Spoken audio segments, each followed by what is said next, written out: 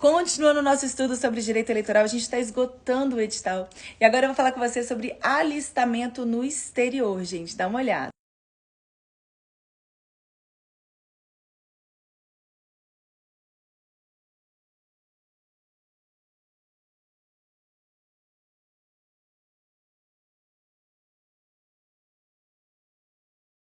O cadastro eleitoral, gente, de pessoas brasileiras que residem no exterior ficará sob a responsabilidade e juízo da Zona Eleitoral do Exterior, situada no Distrito Federal. Professora, eu estava no exterior e não votei. E aí? Olha só, gente. O eleitor que deixar de votar e não justificar perante o juiz eleitoral tem até 60 dias após as eleições para quê? Para se justificar. Se ele não justificar, ele vai incorrer em multa imposta pelo juiz eleitoral.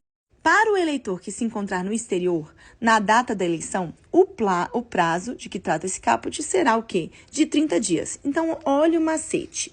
Eu estava em casa, eu estava no Brasil e não votei e não justifiquei. Olha o S de casa, eu vou aumentar ele para S de 60 dias. Eu tenho 60 dias para justificar. No caso, eu estava no exterior, viajando e não votei. Olha o T grandão de exterior, T de 30 dias para justificar. Dá uma olhadinha nesse macete. Pessoal, agora eu quero falar com vocês sobre transferência do domicílio eleitoral. Como a gente já estudou, domicílio eleitoral é um conceito um pouco mais amplo do que domicílio que a gente estuda lá no direito civil. Domicílio eleitoral é qualquer lugar onde você reside, ou que você trabalha, ou que você tem algum vínculo afetivo, ou que você tem algum vínculo familiar. Por exemplo, eu moro em Belo Horizonte, mas a minha família toda é de Caeté, o interior de Minas Gerais. Poxa, eu tenho um vínculo afetivo ali, eu tenho um vínculo familiar em Caeté.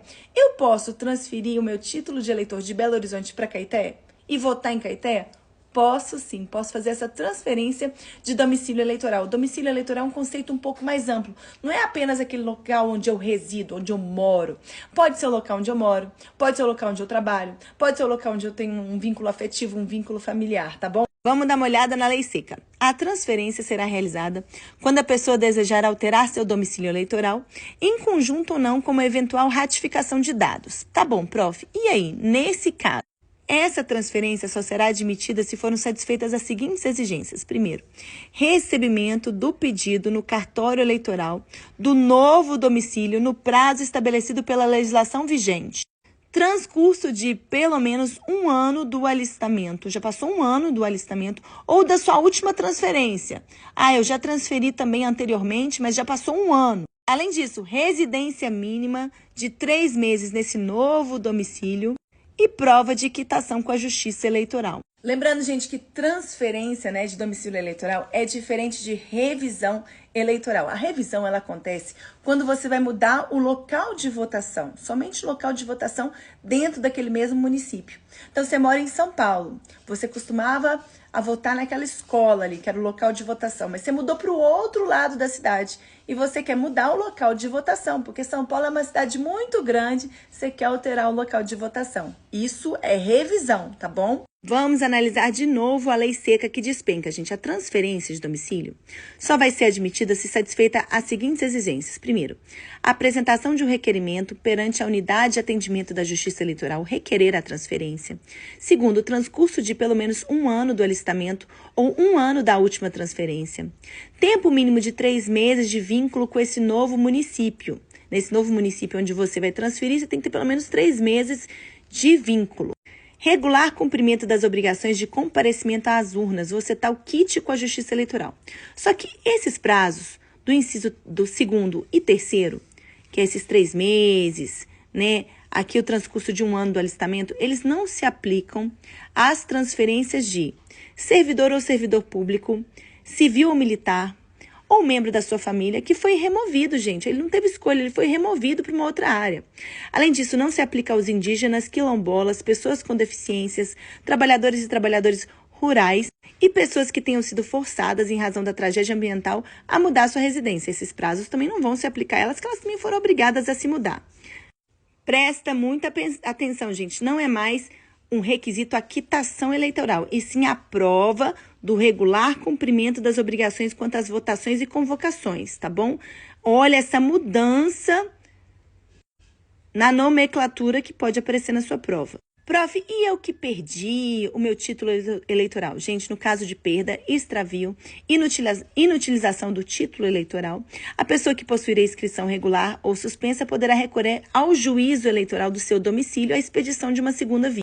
Prof, quando eu tive o meu alistamento ou meu pedido de transferência indeferido ou deferido, cabe recurso? Claro que cabe recurso. Inclusive, gente, se nessa situação houver indícios de fraude, poderá o delegado do partido ou o Ministério Público recorrer desse deferimento.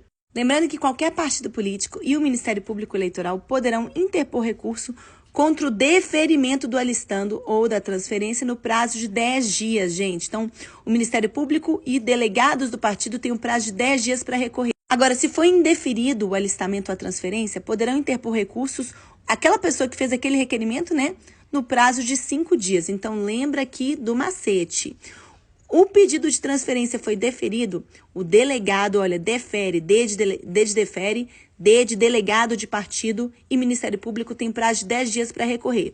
No caso de indeferimento, olha o I grandão, I de alistando, o próprio alistando, quem fez o pedido pela transferência tem o prazo de 5 dias para recorrer.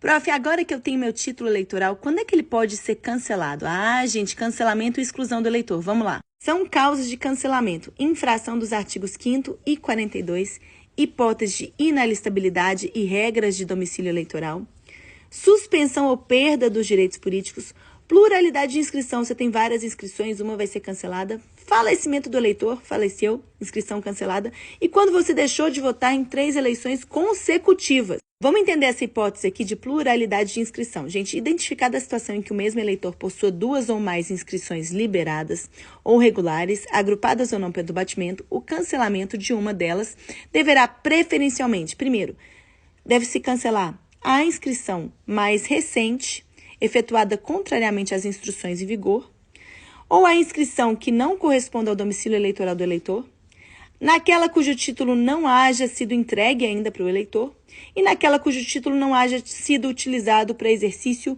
do voto na última eleição.